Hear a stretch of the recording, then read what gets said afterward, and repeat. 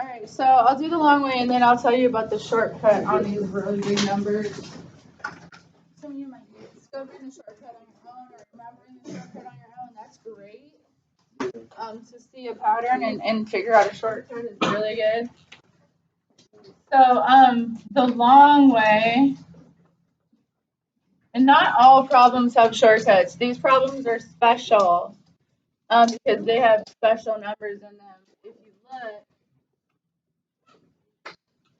25 and 49 are both in this list of perfect squares. 9 and 64 are both perfect squares, and that's number 2, A and C. Number 3, 36 and 25. So these are called special factoring questions because they contain numbers that can square root. So that's why these have a shortcut. A lot of problems don't have a shortcut, but these ones do. But if you can always use the long way, just you might run out of time. What's 25 times 49? So we need to multiply to that number. And we need to add to negative 49. Or no, negative 70. You guys found the numbers? Yeah. 35 and 35.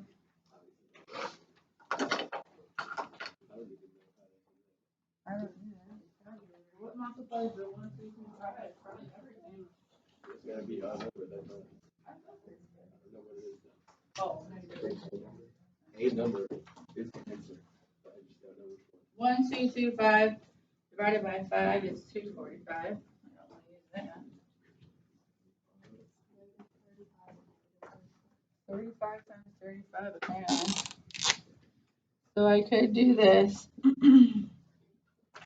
But that makes negative 250. But if I had no clue about this problem, I would start, I would divide by 5 and then I would divide by 25. 25 and 49, I would try that, you know?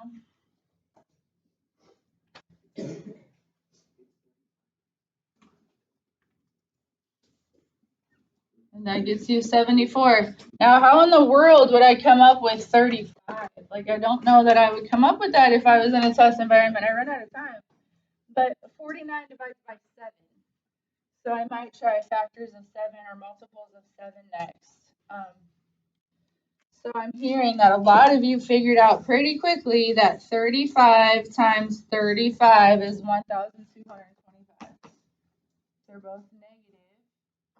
2 negatives will multiply to be a positive. And then negative 35 minus 35 creates the negative 70. So good job if you came up with those. Now, if you didn't, you know, go back, rewrite the problem. You keep the first value the same. We'll put negative 35s in the middle. And then you keep the last value, right? And factor by grouping.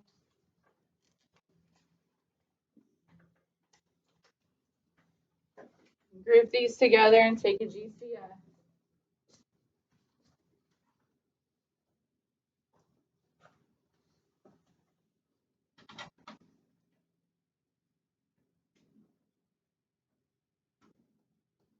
So in this first group, they both divide by 5. They both have an x.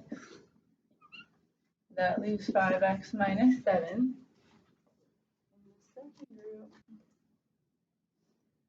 both divide by 7. If the third term is negative, I'll take a negative GCS. So I'm going to take a negative 7 out. And that makes it positive 5x minus 7.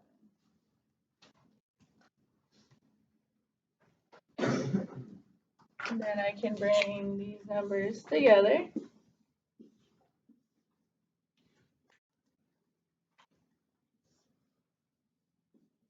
5x minus 7, 5x minus 7. Since they're both the same like that, it happens that both parentheses are the same. You can write it like this if you want. One parenthesis with a little 2, that's the same thing. And then it does say to solve. It doesn't just say to factor. So we got to take it one step further, set equal to 0.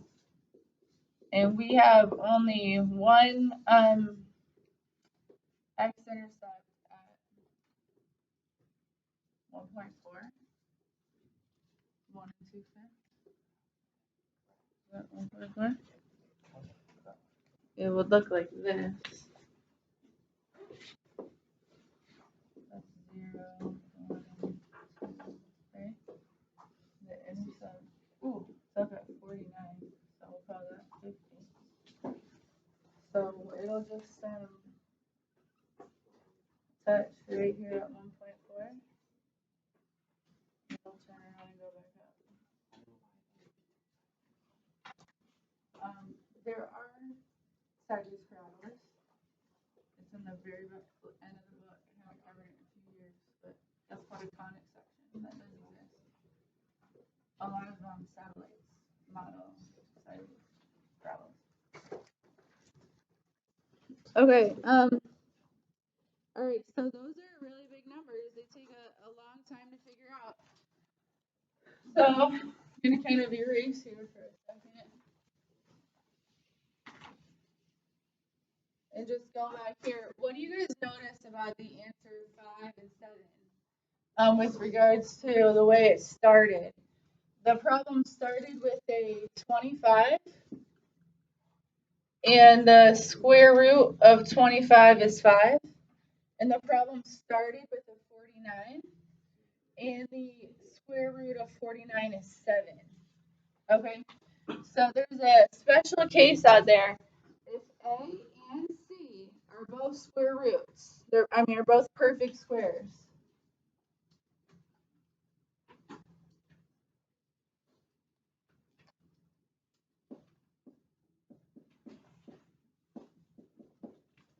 If A and C are perfect squares, consider factoring using the square roots. So when I see this problem, since I know the rule, I don't do the chart. I don't try to do A times C method. I just go straight to 5x and 5x, square root 25, square root 49, 7, and then you keep the sign in the middle. And you don't have to do A times C. You don't have to do any of the work. It's a total shortcut. I just square root 25 and I square root 7.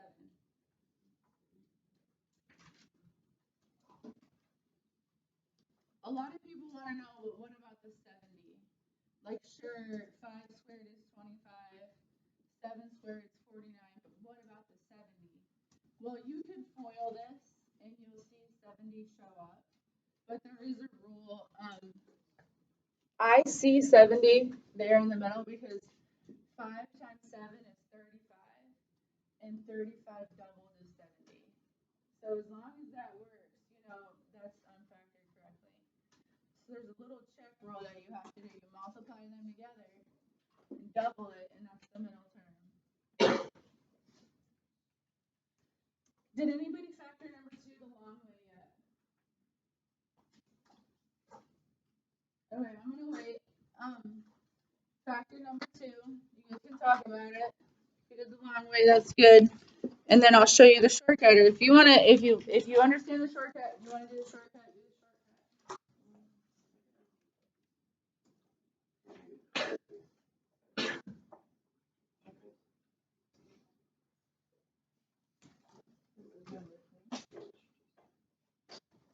What are we making in the end?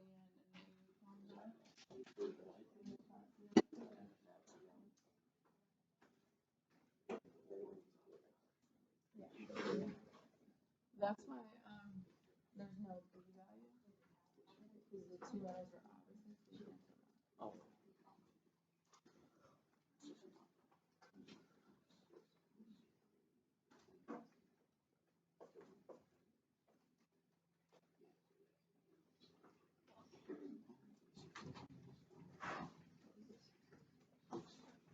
Okay, so typically in a 8 is greater than 1 factoring problem, I would do 9 times 64. But I'm recognizing that 9 and 64 are both perfect squares. So I'm just going to try to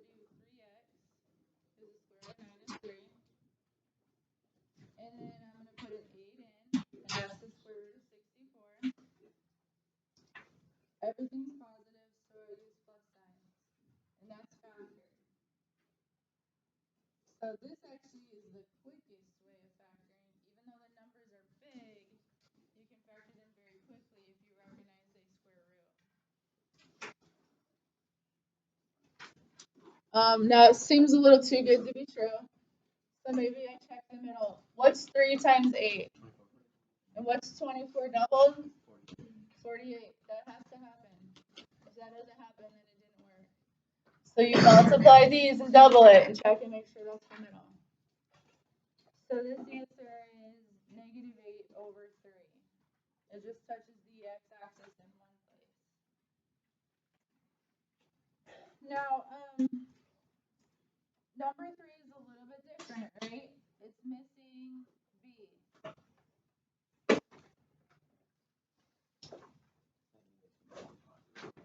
Yeah, one positive, one negative. So this is like having a 0 in the middle. So, I always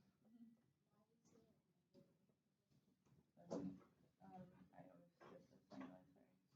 So if I do 3x plus 8 equals 0 and solve that, I would subtract 8 from both sides. And I get 3x is negative 8 and divide by 3 negative 6.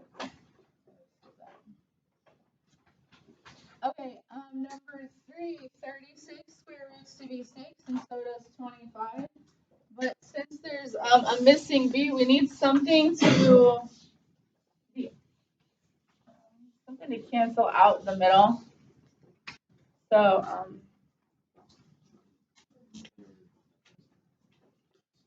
we'll do 6x and 6x because that's the square root of 36. The square root of 25 is 5. But this time we're going to use a plus and a minus sign. So instead of keeping the same sign, you do opposite sign. So this problem has a name. It's called the difference of two perfect squares.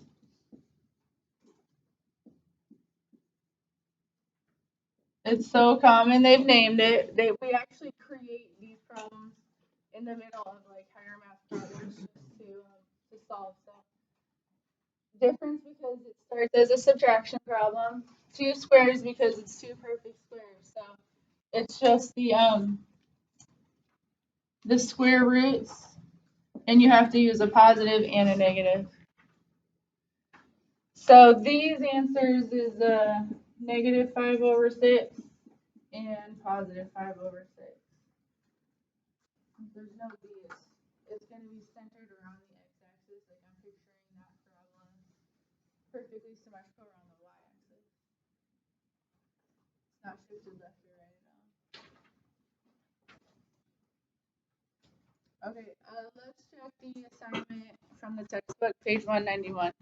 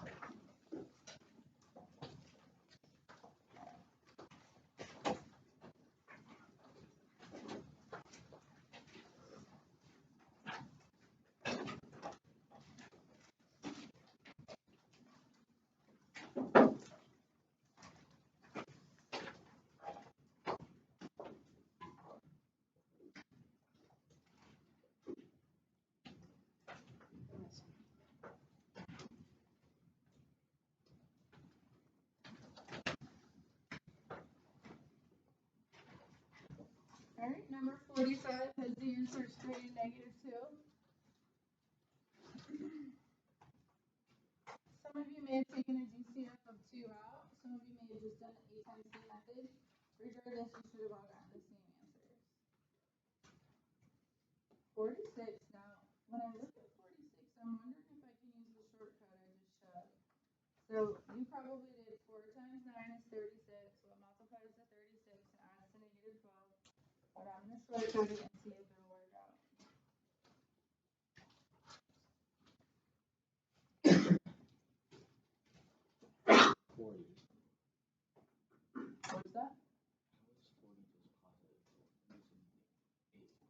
Oh, 40? You took them 4? Yeah. X minus 4, X minus 4. Oh, Yeah, yeah. give me 4 there. Yeah. So you guys are checking in the first color.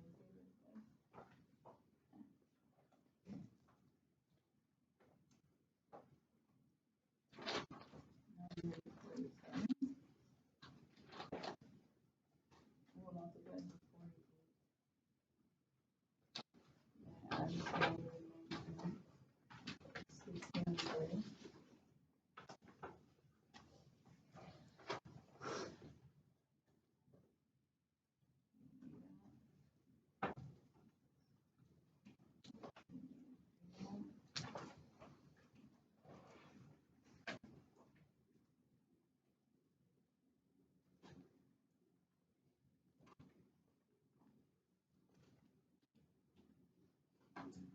You gonna get 48? You checking in the book? Yeah, 3 over 82? Yeah. You have that base one. Number 48. Negative 40. What multiplies negative 40 times negative 3 and 5?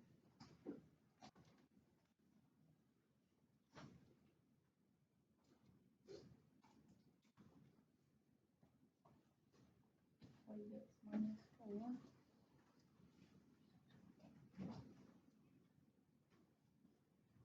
2x plus 1. 2x minus 4. X is 1/2. And x is 4 over 5. Alright. So I actually assigned these like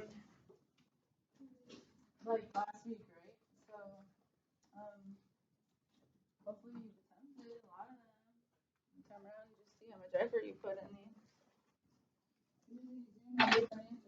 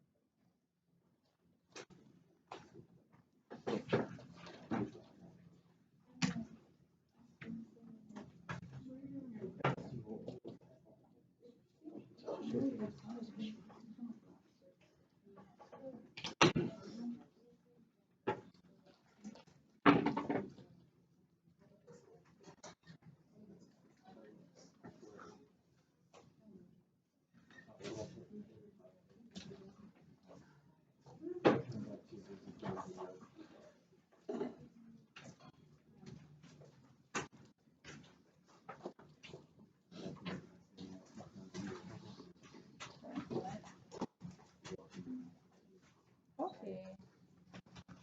Anybody have a question about any of these factoring? Just so you know, like a lot of people struggle with factoring. You know, you guys, some of you probably feel like it's not difficult, but some of you probably feel like it is. There's a lot of YouTube videos about how to factor. Okay, so if it's something that's still not clicking with you, don't give up on it. Go to YouTube, Factor Quadratics. Factoring Quadratics, or go to Khan Academy. There could be a teacher that explains something differently that does make sense to you, so don't give up on it. Really try to figure it out. The more you do it, at some point it does click. Everyone's capable of doing it, but it does take some time for some. Okay. Right now we're going to go to page 197, and we're going to talk about square rooting and negative.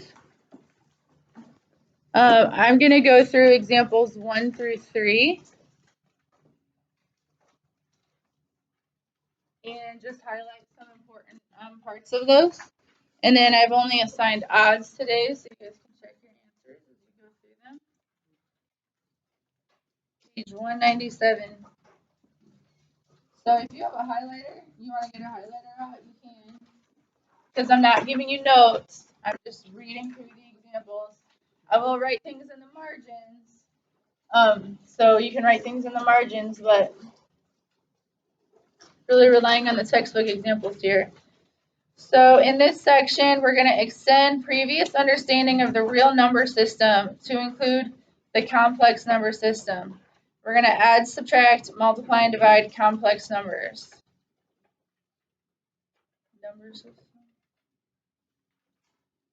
And then we're going to also look at real world context. Tomorrow we'll watch a video about circuits that your textbook made that uses imaginary numbers, the square root of -1.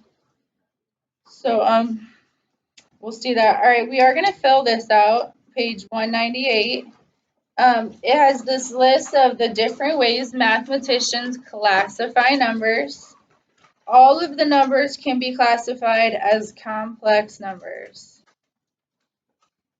So that's the top of the tree there when we're defining numbers. The numbers that you've used up until this point in Algebra 2, they're called real numbers. And that's why sometimes we write no real solution or all real numbers. Because so far we've just been working with real numbers. When it comes to real numbers, we got rational, the things that make sense to us, and then we got irrational. Those are numbers that kind of repeat forever. Irrational is like pi. It goes on forever without a pattern. Another irrational number would be like the square root of 5. That's just like pi. It's a decimal that goes on forever and doesn't repeat. Or the square root of 11. You know, any square root that's actually not in this list is an irrational number, just like pi. Okay, rational numbers, they're fractions, they're decimals. After rational numbers comes integers. Integers is like the number line, whereas rational is more like fractions. After integers, you get whole numbers. And whole numbers start at 0 and go 1, 2, 3, 4. And after whole numbers is called natural numbers. And natural numbers are just like whole numbers, but it starts at 1. They call them natural numbers. That's what we first teach humans. You start counting with 1. We don't normally like try to tell a 2-year-old to start with 0. We say 1, 2, 3, 4. Those are our natural numbers. So you've been working with real numbers the whole time, and today we're going to start with imaginary numbers, which have just been kind of named really poorly. They're not imaginary, they're real. And imaginary numbers is any negative square root.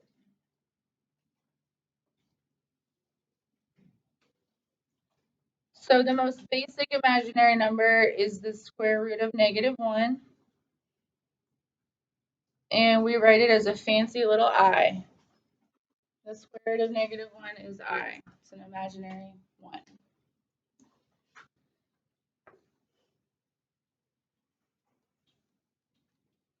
And we'll watch a video tomorrow about how imaginary numbers are an important part of electricity. We're going to skip everything else. Here's the definition if you want to highlight it. That will be on your test. This is really important, not for today. But if you want to highlight that as well, I squared is -1. So I by itself is an imaginary number, but if we square it, it goes right back to being real. So that's what's cool is mathematicians figured out, well, imaginary numbers are confusing. It doesn't really seem like it should work, but it does work. But if we square I, it goes back to being a real number. It goes back to being So that's a cool fact. We can go over that more later, but okay. When you simplify radicals using perfect square factors, you just square root as usual. If it's negative, you write an I in front. For example, the square root of negative 25 is 5i. In the past, you wrote no real numbers, no real solution. Today, you're going to write 5i, and you're going to keep working with it. The square root of negative 50. Let's look at that. Is 50 in the list? No. It must be like 7.1, right? Because 49 is 7. It's probably 7.01. I really don't know. But yeah, we're gonna have to rewrite this as negative 25 times 2 using our properties of simplifying radicals. And so the square root of negative 25 is 5i, and the 2 is stuck underneath. And this is a really big part of what you're practicing today, is simplifying radicals and understanding that if there's a negative under there, you just write an I outside in the process.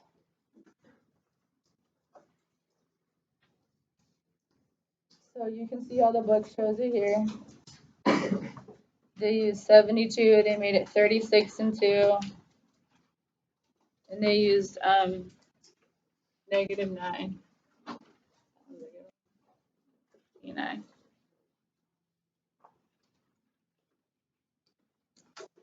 So if there's an addition sign, this is called a complex number. This is another vocabulary word. It's written in standard form, A plus BI. A is the real part, B is the imaginary part. The number in front, that number is the real. The number with the I we call imaginary. So this is pretty challenging right here on page 200.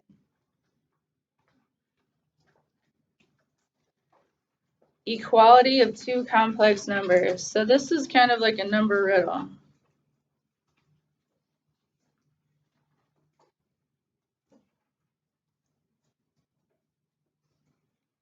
Both sides equal. So if I see this 2x on the left and I see the 10 on the right, those are the real parts. They don't have I. If 2x equals 10, what does x have to be? X is 5 there. So you can see here what they did is they set the real parts equal to each other. They did 2x equals 10. Now let's do that again with the imaginary part. Negative 7i is the same as yi. So then what must y be? Y is negative 7. So you equate the imaginary parts and you equate the real parts. If you can understand that example and refer back to it, it'll be helpful.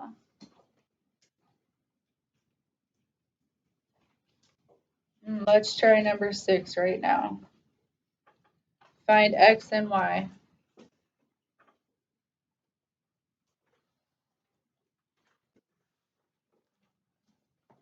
You could probably just do it by looking at it if you want. What is x and what is y?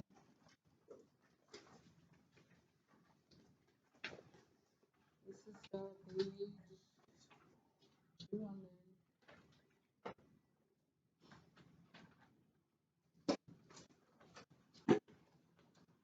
I would think 5x is the same as 20. 4i is the same as 2yi. So I can see that, well, x has to be 4 if 5x is 20. Over here, the i's cancel. 4 equals 2y. Y must be 2.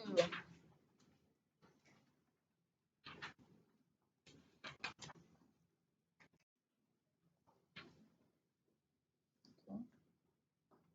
Last example, adding and subtracting complex numbers. If you guys just want to write on here, this is just combine like terms. Okay, you're going to treat that I combine like terms. Oh, this is frozen.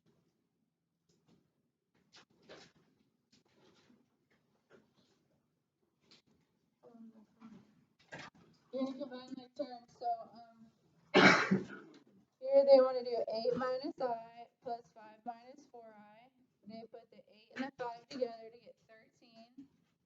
Sure, 8 and 5 make 13. Negative I added to 4I. Positive 3I. So you're just combining like terms on there. So I want you guys to check out the assignment. And then you let me know. We have 9 minutes.